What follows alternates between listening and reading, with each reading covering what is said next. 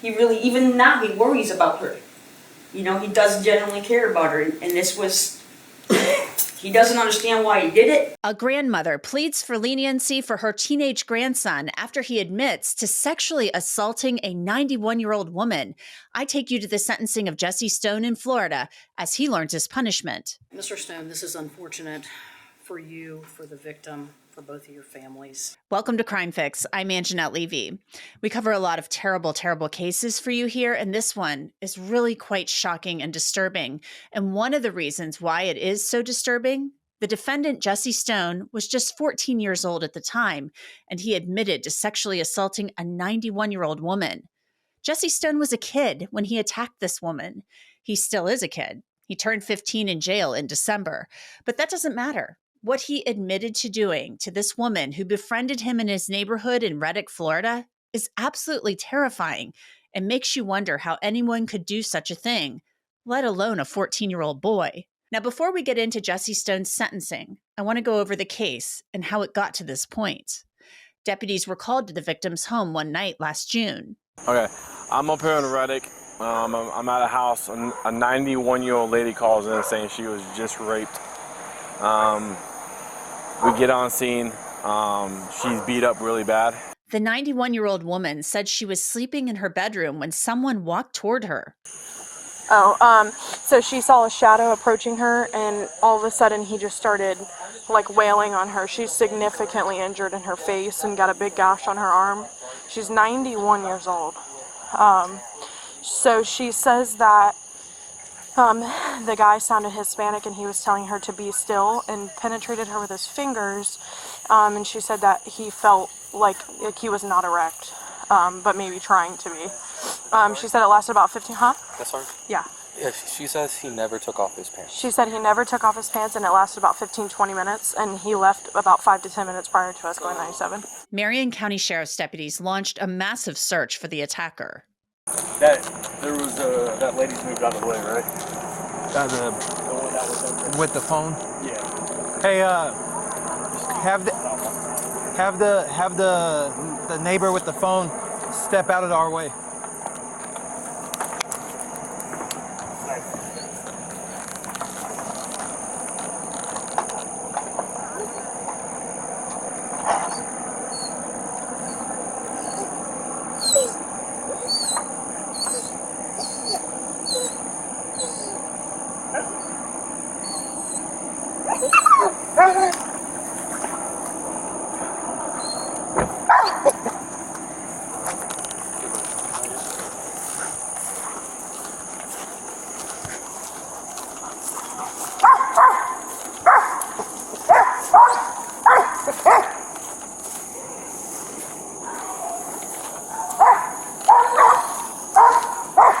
This is a Law and Crime legal alert. Recent allegations against the multi-billion-dollar video game industry claim video games are engineered for addiction. The claims include making sense of the magical hold that video games seem to have over people where they can't put the controller down. Every win triggers a hit of dopamine that creates a cycle of compulsion, which disrupts daily life and harms mental health. Our legal sponsors are taking on this industry that some say has, at many times, put profit over safety. They're working to potentially get compensation for all of those impacted.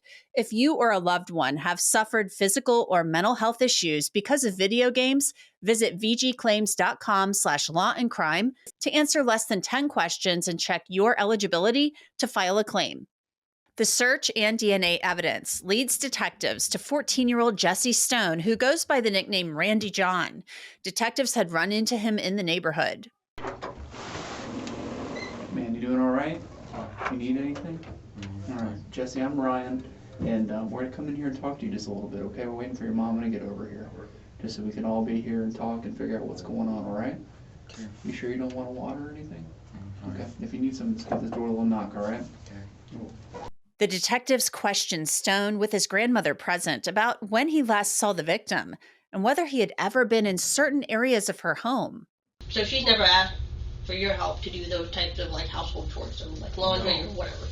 Okay. No, I've helped with the laundry machine, but not to do laundry. Not like you've never done her laundry for her bed sheets or anything like that. No. You've never like taken a nap or slept in any of their bedrooms or anything like that? No. Okay. Do you remember if you've ever been in any of those bedrooms? No. No. No. I've never been in any room other than the living room, kitchen, the bathroom. Okay.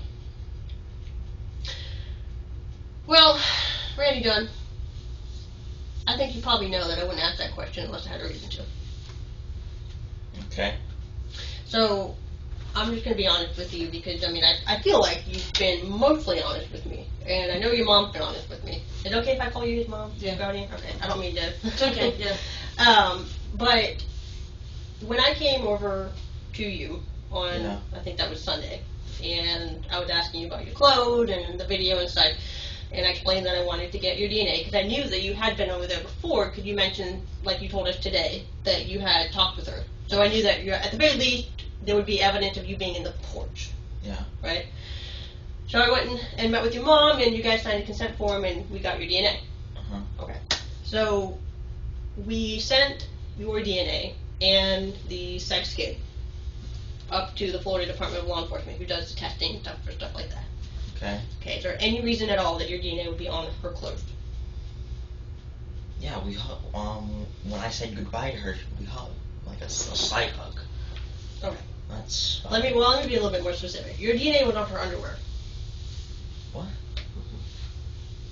And so I want you to really use this time here to be honest with me about what happened that night, because I think that we know what happened, and I think that your mom knows what happened because she also wrote down a list of times that you went in and out of the house that night, to include the time that the call came in.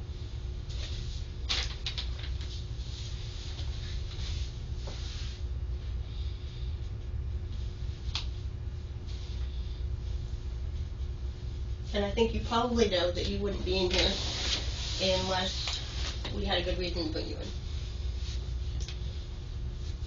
I don't see. What? It's not about see, Randy John. It's truth. Yeah, truth. It's impossible for my DNA to be on her underwear. That's what we like to think too, brother, but that stuff doesn't lie, that stuff doesn't get made up. Sometimes the truth can be hard. You seem like a really good guy, man. You seem like you got a good head on your shoulders, you can make connections with people that need help, you go out there and you help other people.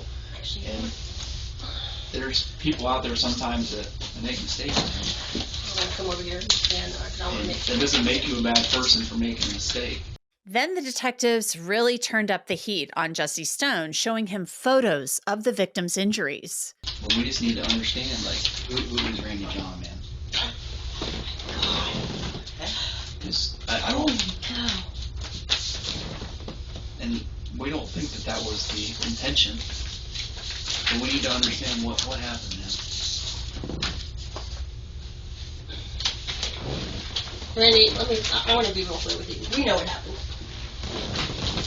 What I want to hear from your own words, everything that went on that night. God. Holy cow. I want to know why this happened. Randy, help us understand, man.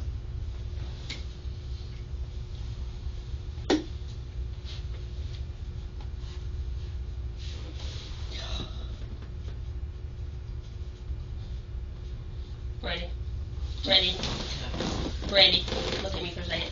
You did this exact same thing when I asked you about you walking down the road or jogging down the road at 11 o'clock. And you did the whole, I don't remember, and I was like, bullshit. And you finally admitted to it. And I think this is the exact same thing. I know what happened. And it's only going to help you for you to be honest with me about what happened. Because like I said, we know what happened because we have your DNA at the crime scene. Jesse Stone's grandmother is there with him, and she tells him he has to be honest. She deserves the truth to be told, and you know it. Personally, I can't believe that this is a horrible thing with you, John. That's a horrible thing. I don't even have the ability to do that. Well, it's hard for me to believe, too. It's really hard for me to believe, too, that you would do a thing like this. I didn't. But how many times have you been caught in lies? I know. And this is the whole reason why you're on restriction. It's because you're not telling the truth about things. If this woman deserves to have the truth, she deserves it, and you know that. What? Don't say why's, Reddy John, because why doesn't exist here. I wasn't at her house. Reddy John, It's across the street. look at her. Look at her. Look at her face. That's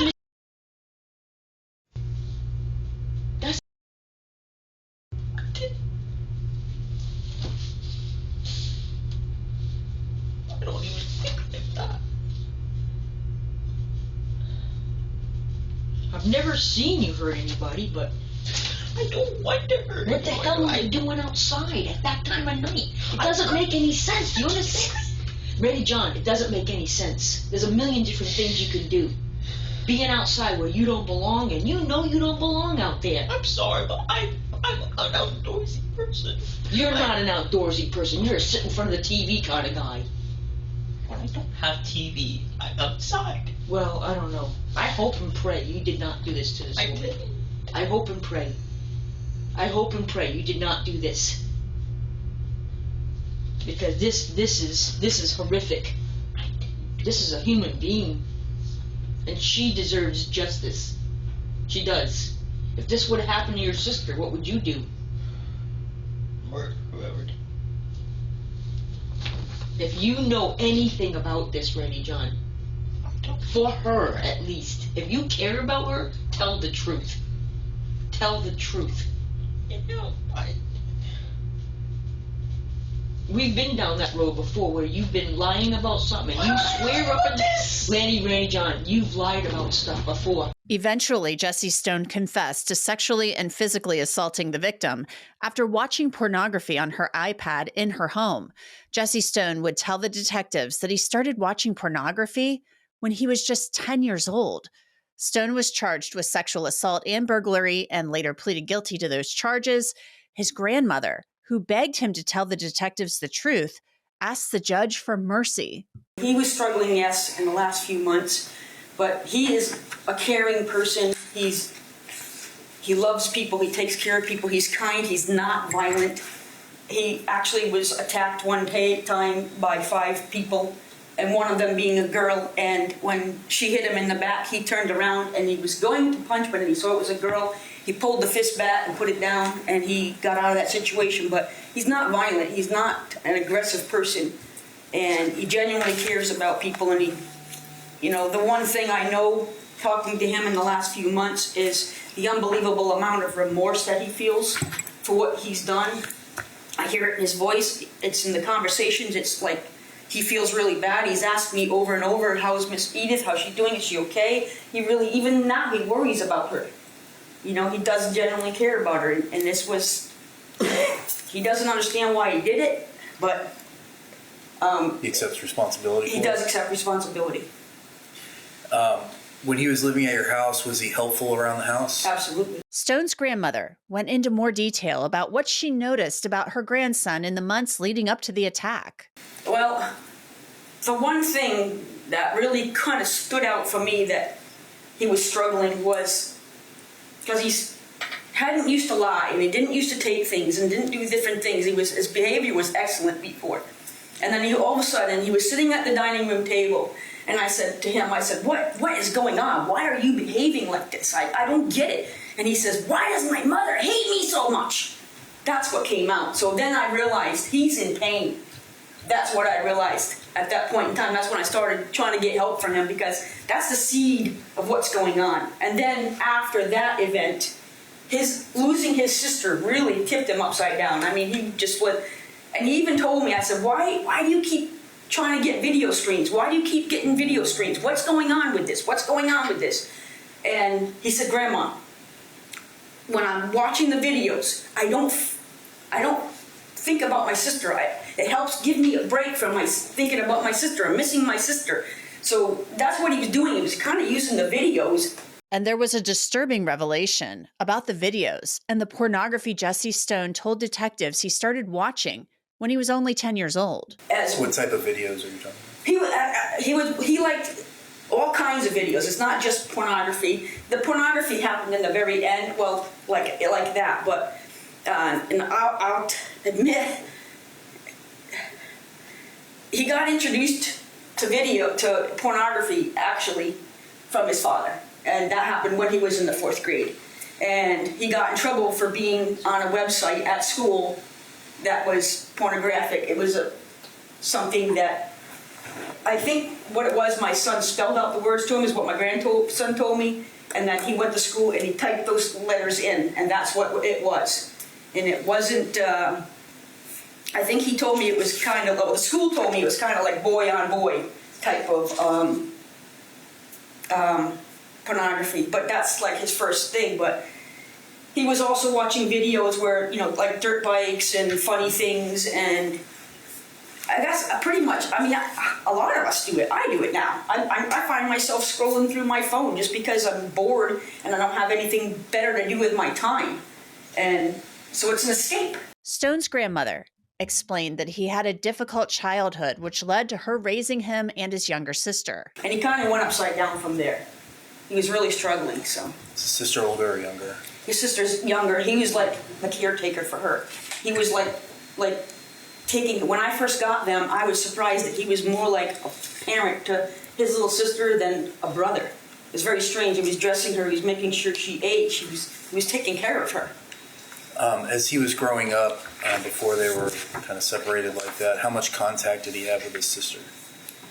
Say again? How often would he have contact with his sister? The whole thing again, because I'm hard of hearing. How often did he have contact with his sister?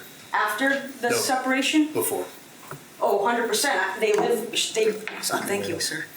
They live with me, so, I mean, they were together with me, and I was taking care of her. She's legally blind, and she has a lot of physical ailments that are, I guess, from the mom doing drugs or something. So, but he was a very tight bond with them two, very, very tight. Jesse Stone's grandmother and his lawyer realize that he is going to prison. There's really no way around it.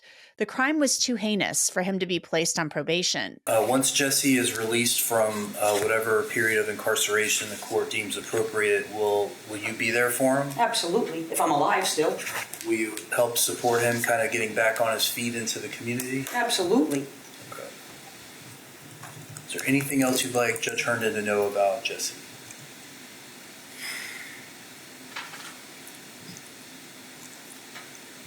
Just that he isn't the person that did this act in a natural way. He's not this guy.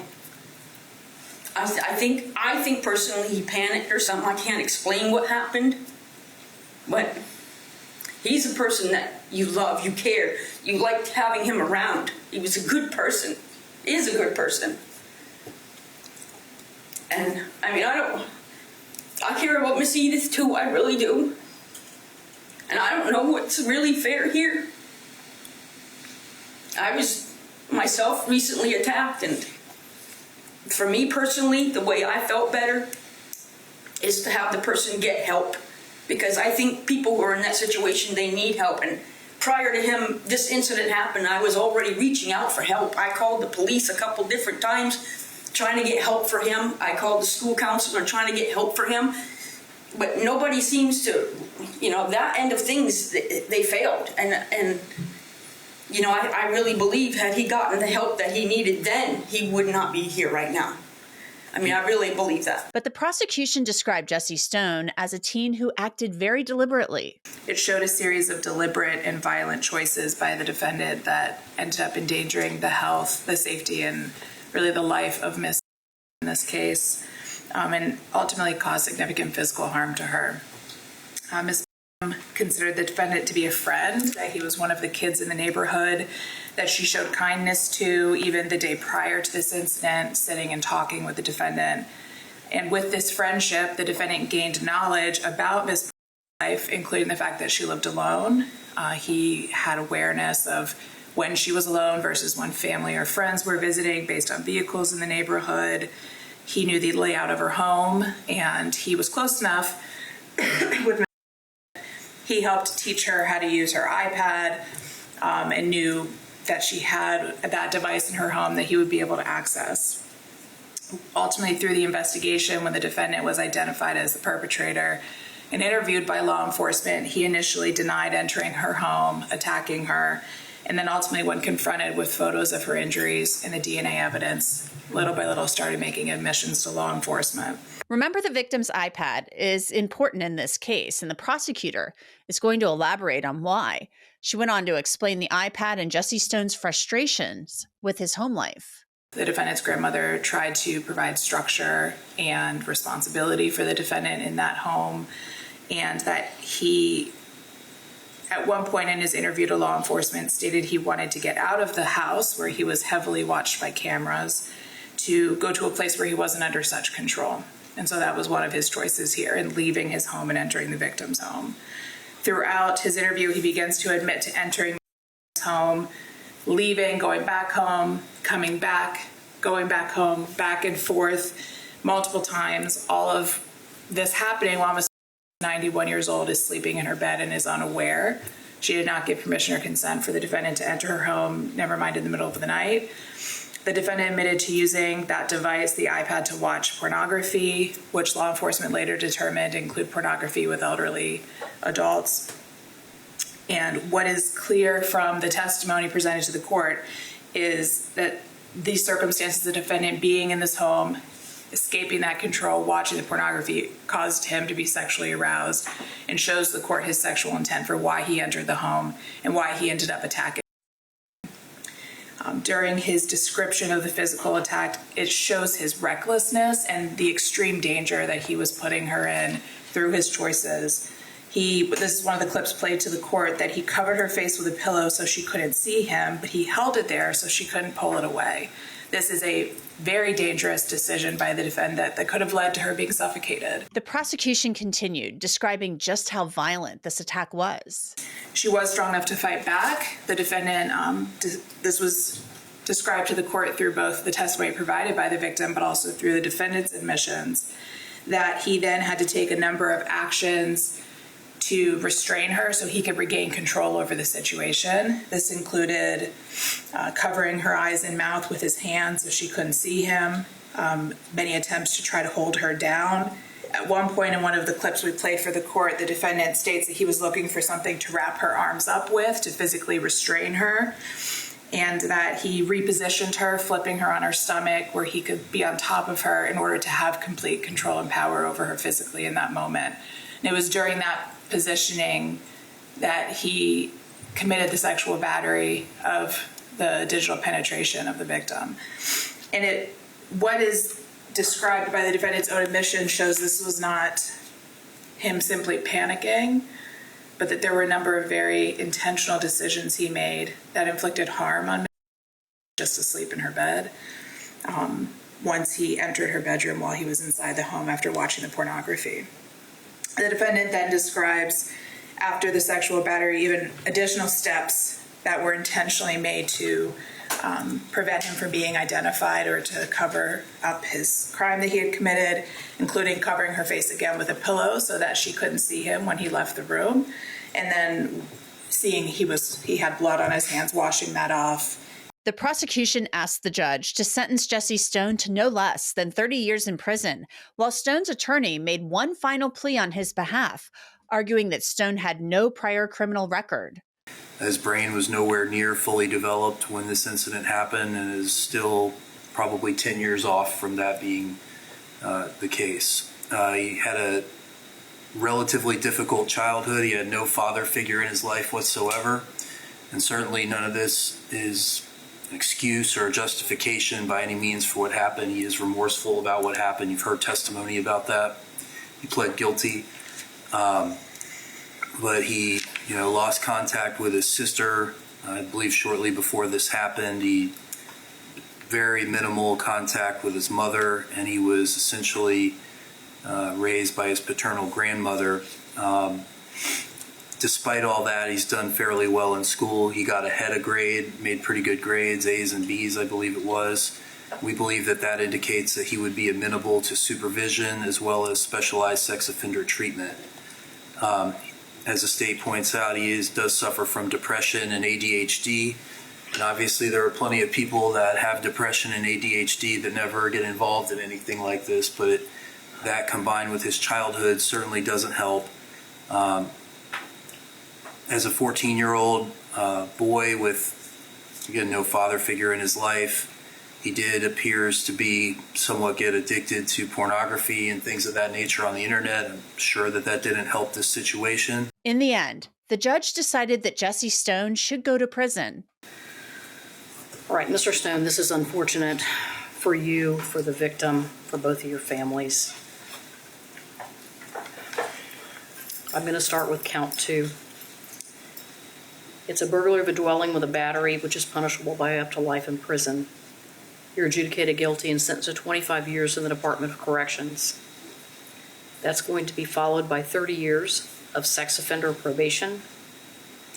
You're going to have to follow the sex offender probation conditions set forth in 948.30, which includes sex offender treatment, a variety of other things, including polygraphs, no use of the internet without a risk assessment, no contact with children under the age of 18. I don't know that that's going to be applicable in this case, but I assume all those are still going to apply.